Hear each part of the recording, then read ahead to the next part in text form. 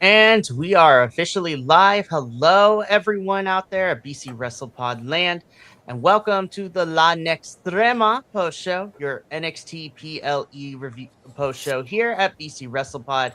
My name is Mikey, El Jefe of BC WrestlePod, and of course, joining me as always is the lovely Pleat Father himself, the Kilt Man, and Hola. yeah. So he is here with me today. And tonight we are going to be talking about NXT's Stand and Deliver. So this was NXT's most recent PLE that happened this past weekend, and it tends to be their biggest show of the year. So, of course, we did a watch along this past Saturday, and now we're here to talk about it, breaking it down of everything that transpired in St. Louis. Before we get into that, all of that though, I'm going to make this intro really quick. YouTube, Twitch, and Kick, you can see us go live pretty much every day of the week. And our main YouTube channel houses our edited reviews that go 24 hours later. We have social media at BC WrestlePod, where you can find report cards, previews of the weekly shows, as well as other things going down. Uh, we also, I'm trying to think. We also have some merchandise available to us in our, as Kilt is modeling it right here at our shop, bcwrestlepodshop.fourthwall.com. And we also have a coffee bot that helps us pay for all these pay-per-views and streaming services. So if you want to donate, you can, but if not, that is okay. That little friendo will be popping up in the chat ever so often. And yeah, without further ado, let's get into this. So NXT Stand and Deliver. This is the first time that Stand and Deliver, no pun intended, decided to stand on its own, as this is the first year in a long time that Stand and Deliver has not been a part of WrestleMania weekend. And honestly, I'm okay with that because it doesn't crowd everything. And on top of that, too, it allows the NXT crew to kind of stand on their own and to provide a show without it feeling like a long haul like it has been in previous years.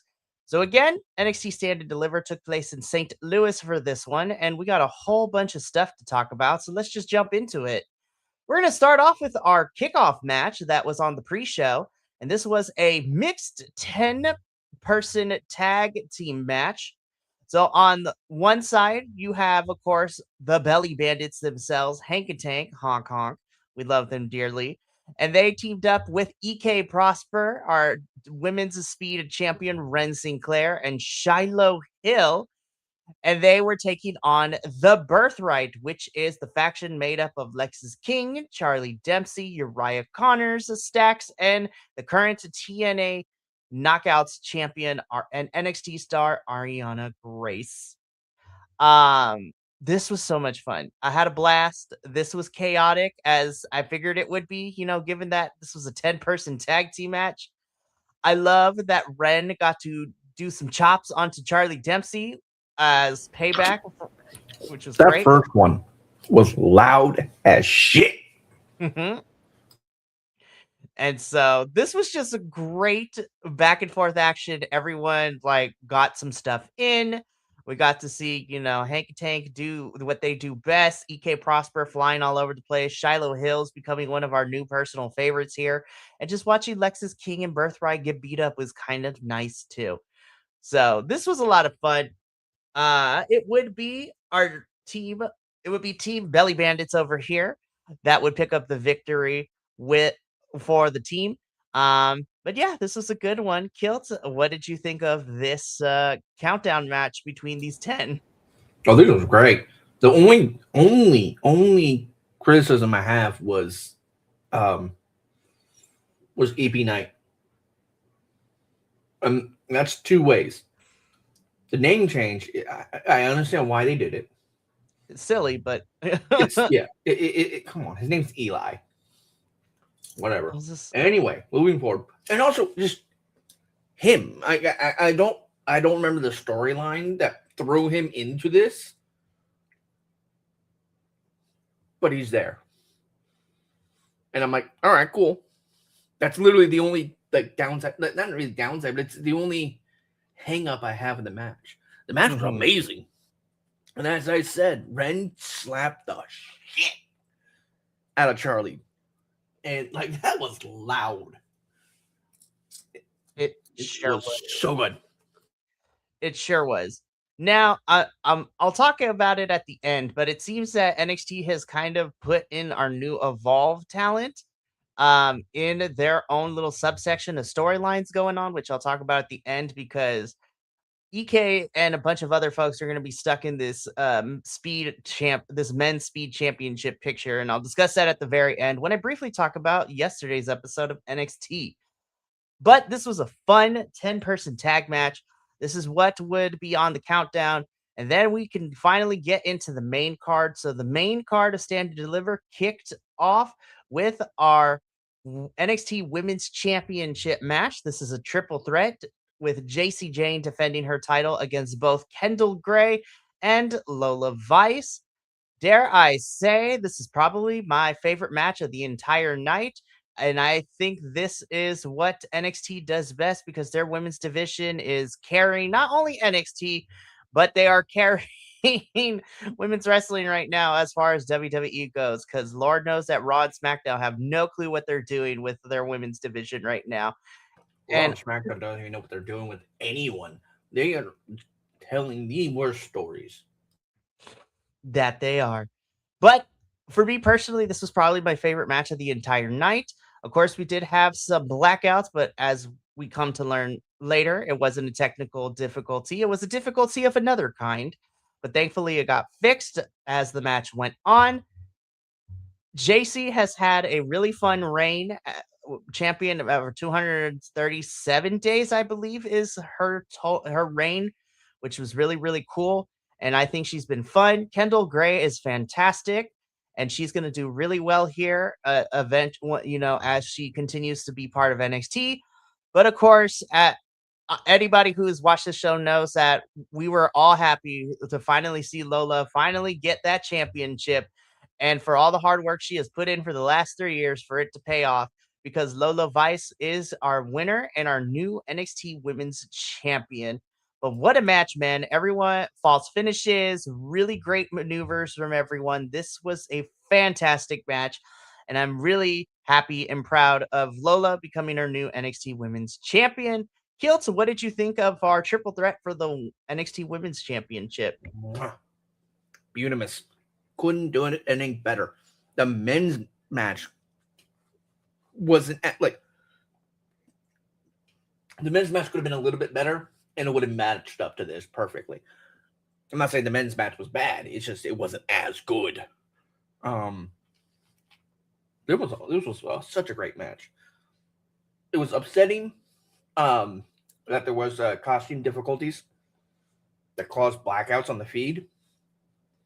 Um, but you know that happens. It's unfortunate. Uh, you know that it's just the way it is. Unfortunately, so that happened.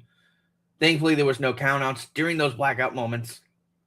Although there was a lot of close calls and close misses, and I was like, "Holy crap!"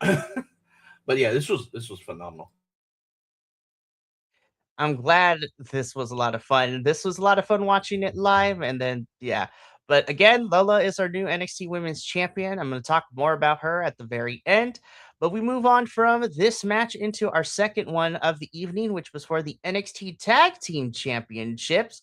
This, of course, is the challengers in Rayo and Bravo of Los Americanos taking on the champions of such tool names too of Ricky Smokes and Brad Baylor of the Vanity Project. Um, this match was also a lot of fun. Now, there's a disclaimer. Anybody who has been tuning in for our NXT show for the last month or two knows that I hate the concept of the Vanity Project and their characters. But in ring, I do think that the Vanity Project boys are really good in the ring. And also, Los Americanos are fun to watch too. This was a lot of fun. I had a blast watching this. Of course, it's like the lesser of two evils because like Los Americanos are cheeky heels, Vanity Project are cheeky heels. There was a whole fight with the plate, the metal plate at one point during the match. It was hysterical to watch. This was just a blast to watch, and I think that this is Like, this is a lot of fun. The Vanity Project boys, because the numbers game was there, Jackson Drake actually helped Vanity Project keep their titles, even with El Grande Americano out there for Rayo and Bravo. But this was a really fun match that saw the Vanity Project boys retain the championship. Kilt, what did you think of this tag team championship match? It was insane. I loved every minute of this match. It was. I was really rooting for the Los Americanos because I want to see them win. I want to see them, be on the get. Sorry, popcorn. I want to see them get more behind them. I want to get see some type of belt on their waist. Now, I should have voted the correct way because I knew in my wrestling brain that they weren't going to win, but in my heart, I wanted the Luchas to win.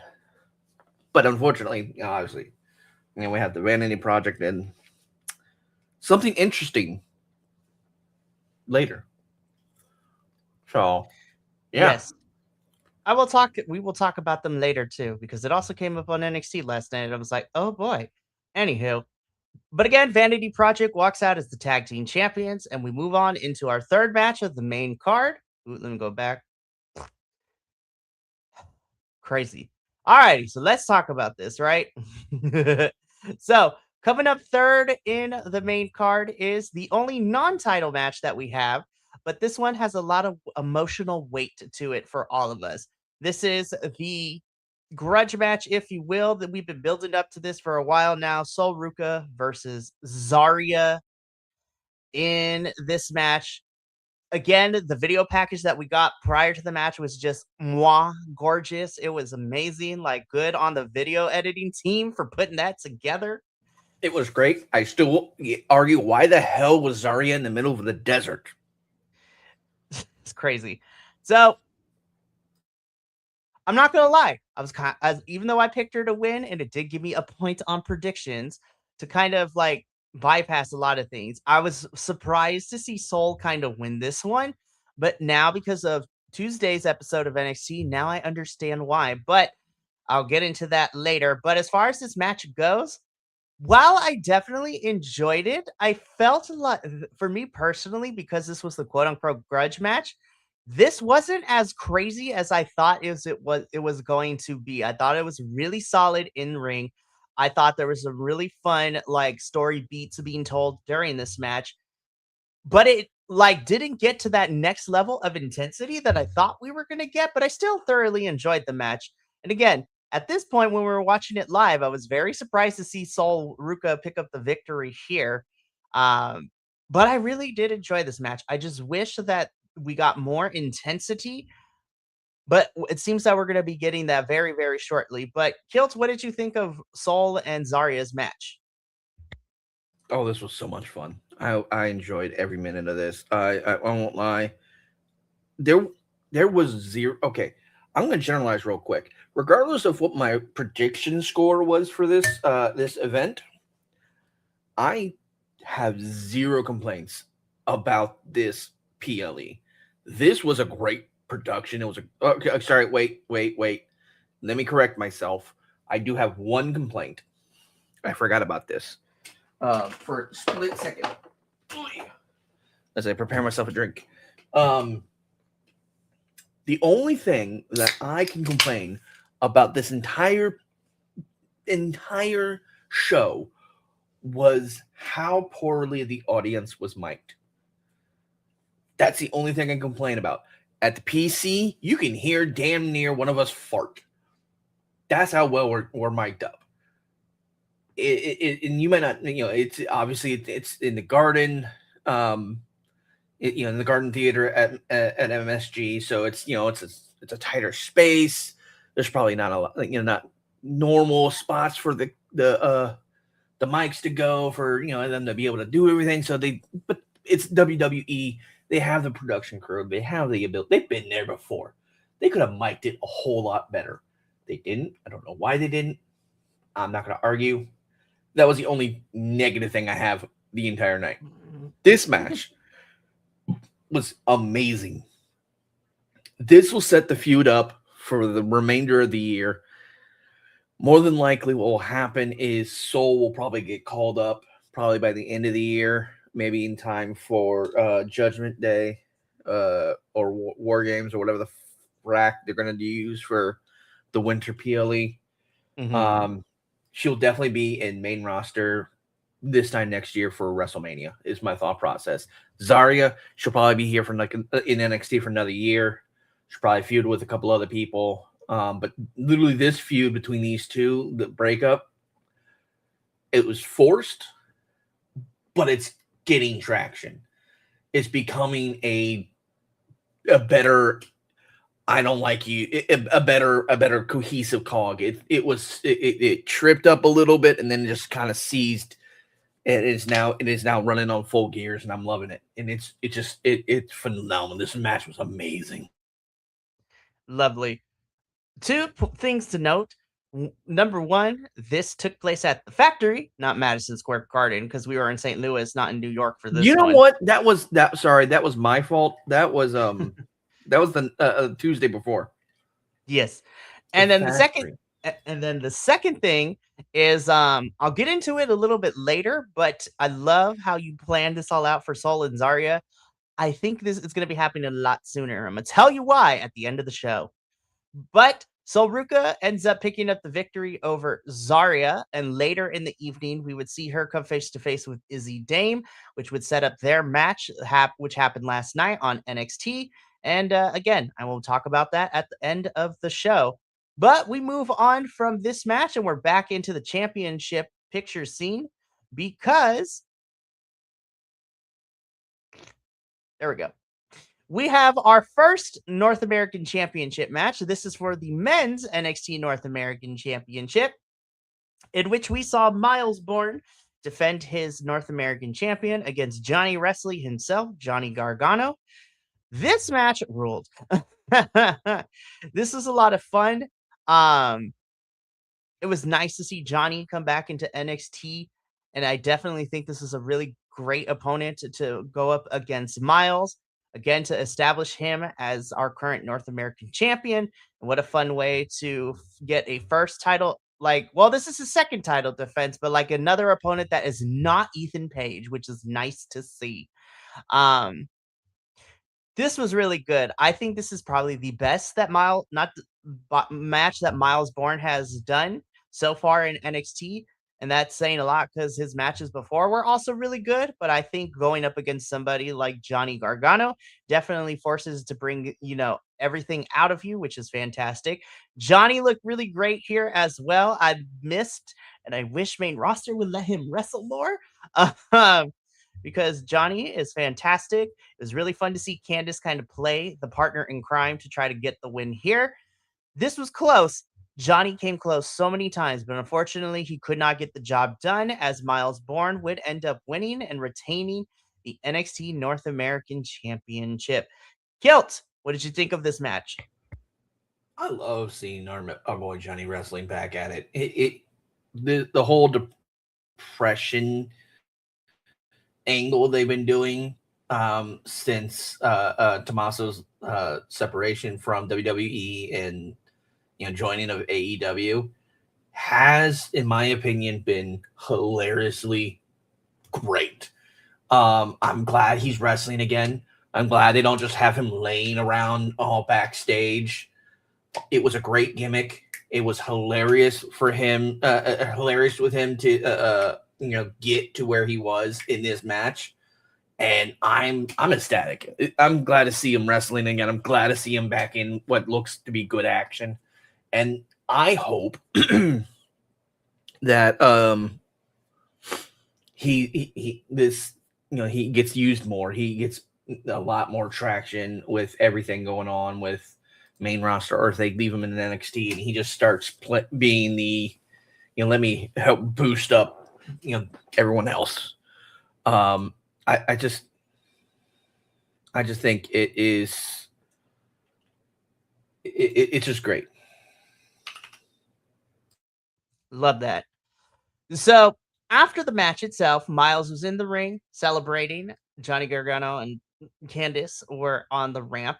And then Miles is ambushed by Dion Lennox of Dark State and attacks Miles Bourne and hits him with the chair and everything, and then is standing tall over Miles, which would lead into what happened last night, which I'll talk about a little bit later. But it definitely seems that we are going to be going towards Miles and Dion for the North American Championship as the next feud, which I am okay with, and it should be fun. Moving on, though, we get into our semi main event, which is going to be for the women's NXT North American Championship. This is Tatum Paxley defending her title against Blake Monroe. Blake has taken Tatum's title for the last couple of weeks and claimed it as her own. And so, really, this match was so Tatum could get it back, but she is still the current champion. I will say, I do think this was a really solid match. I do think that Tatum's match against Izzy at Vengeance Day is probably still my favorite match of hers so far this year. But I do think this one with Blake was really, really solid. Tatum selling the arm throughout the match was really fun to watch. Her expressions is really, really cool. And honestly, I think this match definitely also helped Blake out a little bit more because I was like, there it is. There is the Blake Monroe / Mariah May that I know and love. I was just like, yes, be brutal, fight people, break arms. Like this match, I think it was probably Blake's best match in terms of the presentation of her character, because her in ring is never a question for me. But I do this. This is the Blake that needs to be it for the whole entire time.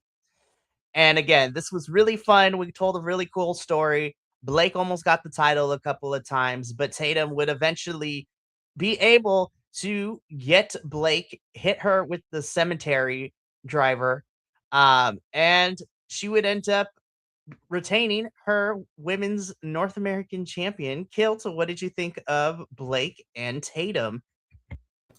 I'm always gonna be a Tatum top for life fan. Absolutely love her. I think she's amazing. I think this sets up interesting things to happen. Um, as you said, we're seeing a little bit more Mariah May than Blake Monroe, and while that is interesting and entertaining, I'm curious where we're going with it. It I have so many questions. And what's unfortunate is I didn't get to go last night to the show because of vehicle issues, and I haven't gotten to watch it yet outside of small little clips on TikTok because I have it took forever to download. And so it's like, well, poo. I only got little tidbits, and then I saw something, and I was like, oh, I don't like that. I don't I'm like. gonna, yeah, I'm I gonna fill you like in. it, but I don't like the connotation. I'm gonna fill it in. I'm gonna fill you in when we get to it. So let's go through our final match, and then I'll fill you in on what happened last night on NXT's episode. So in the main event of Stand and Deliver, we have a fatal four-way for the men's NXT championship. Of course, this is Joe Hendry defending the title against All Ego Ethan Page, Ricky Saints, and Tony D'Angelo. I thought this was a fun, chaotic match for what it was. It definitely had every man for themselves. Ricky and Ethan would work together, but obviously that didn't last long as they would try to steal pins from each other and they were trying to take each other out as well. Joe Hendry trying to be a one-man wrecking crew, defending off everybody. Tony destroying everyone. This was just pure chaos. We had Ethan and Ricky go through the table.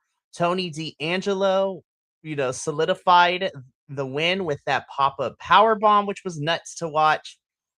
This was fun, albeit I do feel it was a little bit on the shorter side, but you know what? I'm not going to really complain too much about it. And through everything, even though we kind of sped run to the progression and we got to hear really quickly, Tony D'Angelo finally completes what he came back to NXT to do, which was step 2, which was to become the NXT champion. and he does so by pinning Joe Hendry after a nasty looking power bomb, which looked really cool. And your winner and new NXT champion is Mr. Tony D'Angelo. Kilt, what did you think about our main event of this Fatal 4-Way? Oh, our main event and was, as I said, it was a very good match. It could have been better, obviously.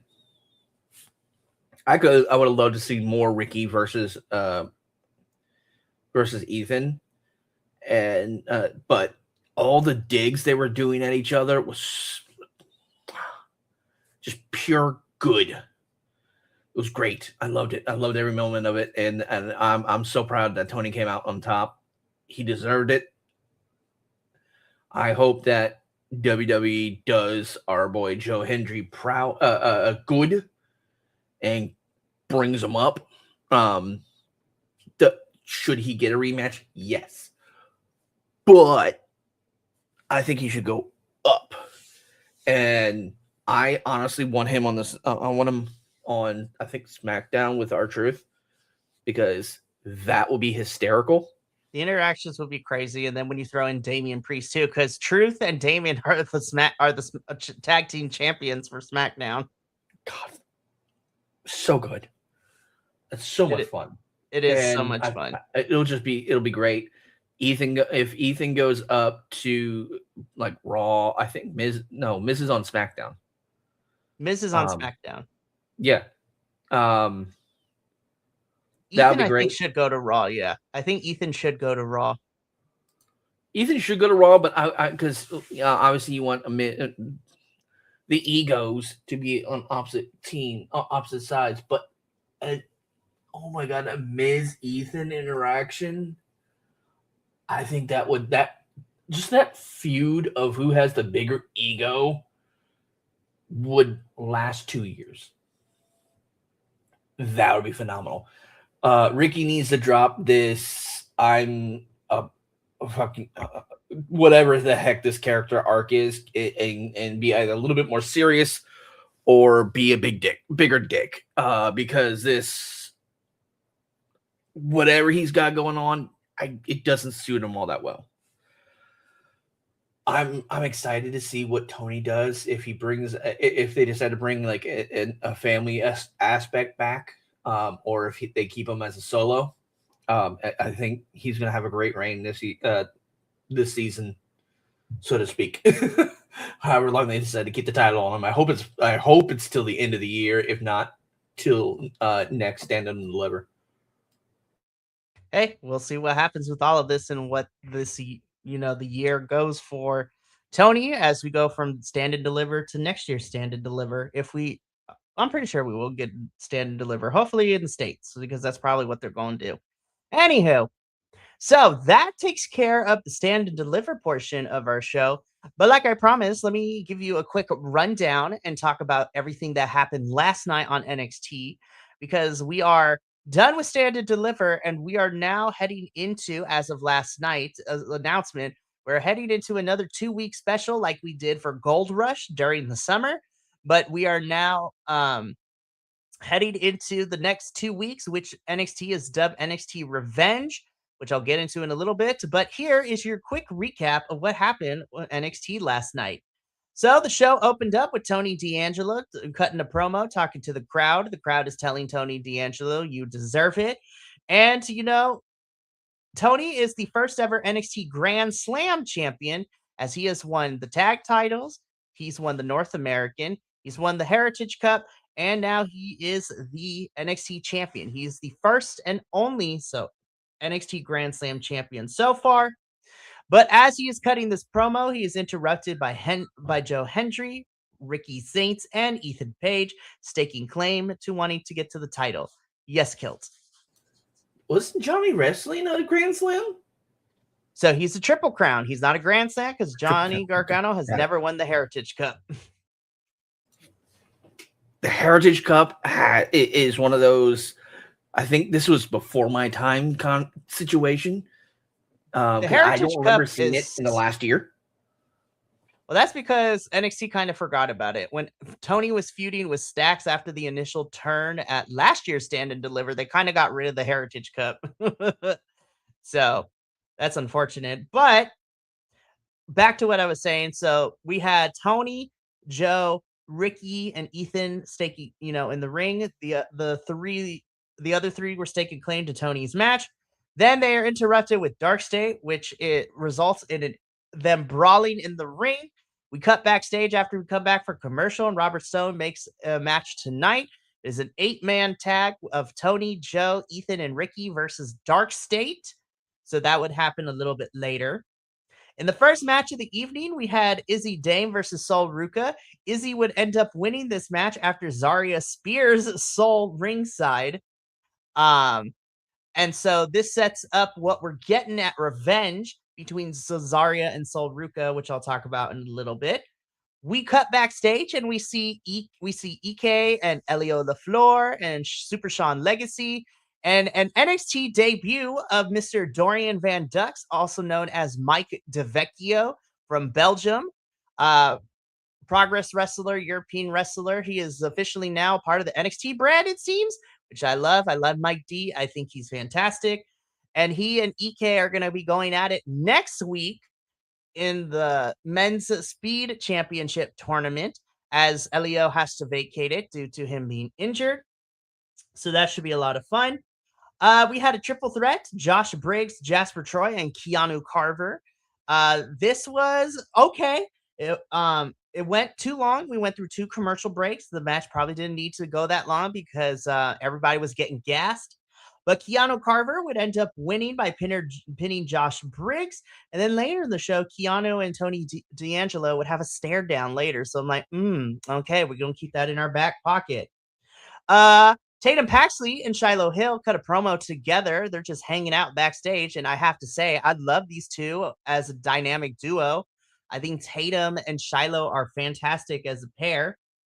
Jada Parker is not too happy with Kalani Jordan attacking her at Madison Square Garden 2 weeks ago. So we're getting a match between these two next week. So that should be fun.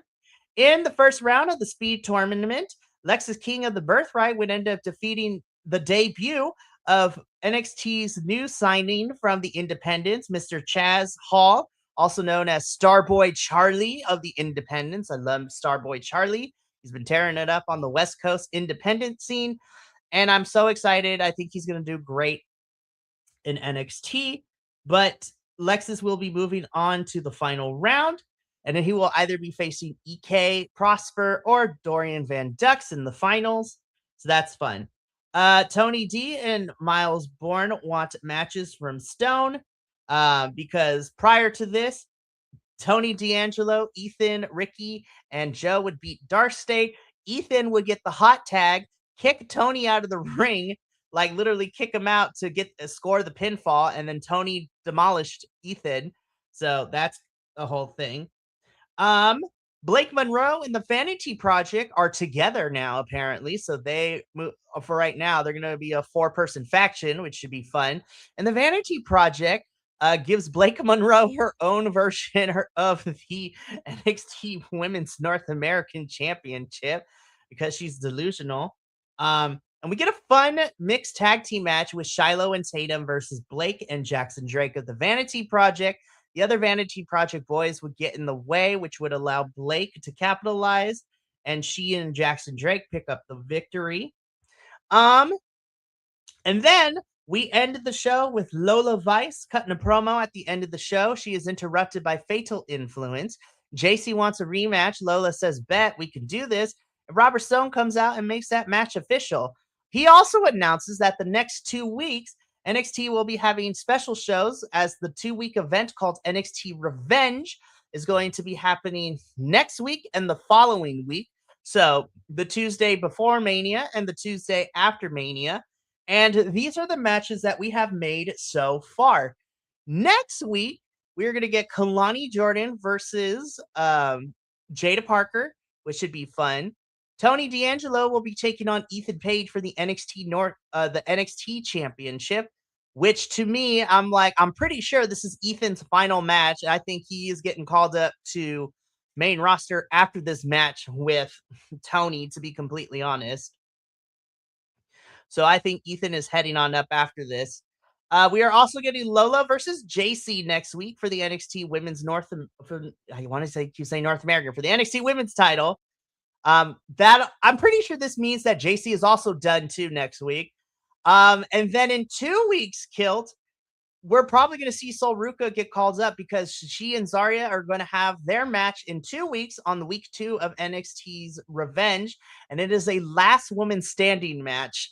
So there it is. We got the crazy stipulation match, and I'm pretty sure Zarya's going to win, which will allow Sol Ruka to lose, and then she gets called up to main roster. So there you have it. More matches will be announced soon. Like, we'll figure out who the Vanity Project boys are going to defend against if they haven't. See if Miles gets a match against somebody. But yeah, so Kilt, we got NXT Revenge in the next 2 weeks, and I'm pretty sure this is going to be some of the final matches for JC, Soul, and Ethan, in my personal opinion. Oh, and Joe Hendry has a concert next week, so there's that. Oh, so I definitely can't miss next week because I want to be at the concert. Yeah, so if you go next week, you will get the concert. You will get Kalani versus Jada, Lola versus JC, and Tony versus Ethan, too. Very nice. I can't wait. Very, I'm very excited. nice. But yeah. Alrighty. Well, that brings us to the end of our La Nextrema review, which was a lot of fun. But don't touch that dial because I will be back here a little bit later with Papa Oso, hopefully.